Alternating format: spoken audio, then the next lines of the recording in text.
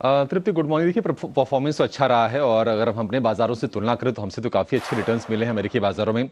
डाउ, नैस्डैक, एस&पी की बात करें तो एस&पी में करीब करीब 18% का रिटर्न है इस साल में।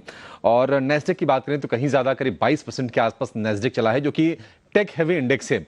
लेकिन जैसा कि आपने तृप्ति कहा कि साल का आखिरी हफ्ता है और क्रिसमस की छुट्टियों के बाद बाजार खुले थे अमेरिकी बाजार, लेकिन वॉल्यूम काफ़ी कम था। तो जैसा हमारे यहाँ ट्रेंड है और मतलब उसी तरह का ट्रेंड हम अमेरिका में देख रहे हैं। पार्टिसिपेशन थोड़ा सा कम है ट्रेडर्स का, इन्वेस्टर्स का, और हम देखते हैं कि लोग छुट्टी पर भी जाते हैं।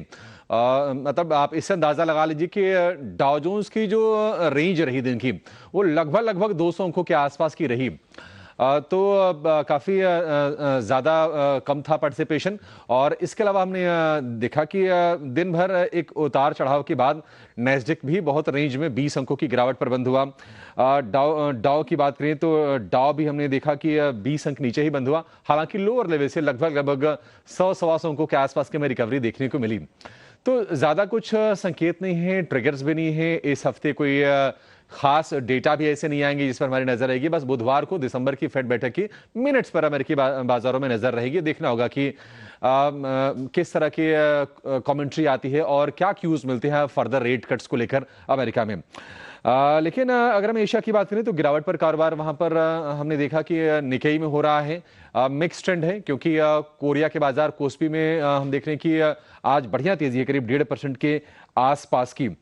अन्य संकेतों की बात करें तो गोल्ड ने हमने देखा था नया हाई बनाया था, और गोल्ड नया हाई बनाने के बाद थोड़ा सा नीचे आया है, भाव है $4,530 के आसपास की। चांदी की बात करें, चांदी की जो रिकॉर्ड रन है वो जारी है और भाव $78 के ऊपर निकल गए हैं चांदी के। कच्चे तेल की बात करें तो कच्चे तेल में ऊपरी स्वरों से थोड़ी सी नरमी आई है। दो रीजन है, सप्लाई बढ़ी है और कहीं ना कहीं अमेरिका ने अमेरिकी राष्ट्रपति डोनाल्ड ट्रंप ने रूस के राष्ट्रपति व्लादिमीर पुतिन से बातचीत की है यूक्रेन और रूस के बीच में संघर्ष विराम को लेकर। और बहुत ही क्रूशियल बैठक आज होने वाली है।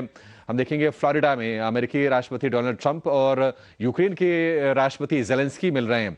तो देखते हैं कि क्या आउटकम निकल के आता है। 2-3 दौर की बातचीत तो हो चुकी है, अब तक कुछ खास हो नहीं पाया, इस पर मामला ज्यादा आगे बढ़ा नहीं, क्योंकि जो शर्तें अमेरिका ने रखी थी शायद उस चीज को लेकर यूक्रेन राजी हुआ नहीं था।